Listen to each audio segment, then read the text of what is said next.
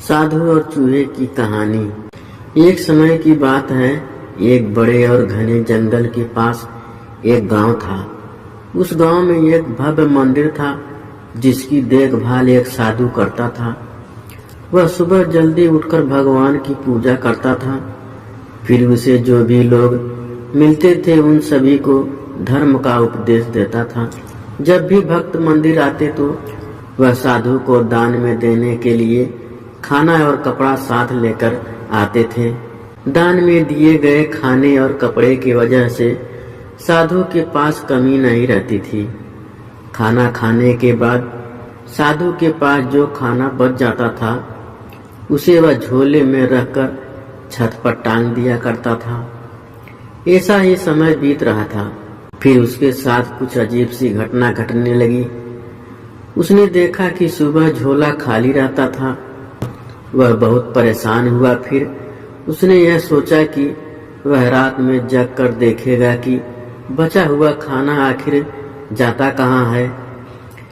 जब रात हुई तो वह पहले की तरह खाना खाकर बचा हुआ खाना झोले में रख दिया और दरवाजे के पीछे छुपकर देखने लगा।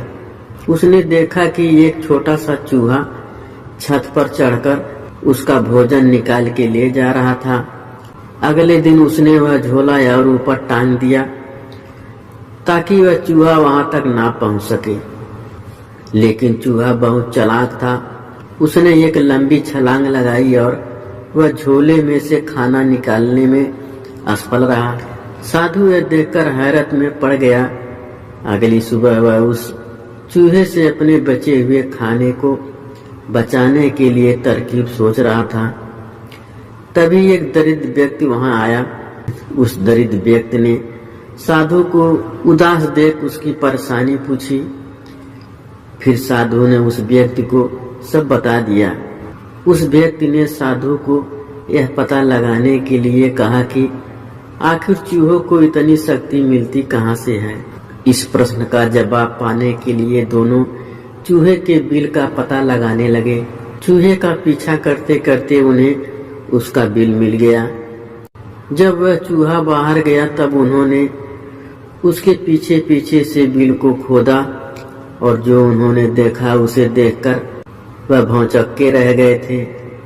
चूहे के बिल के अंदर का एक बहुत बड़ा भंडार रखा हुआ था।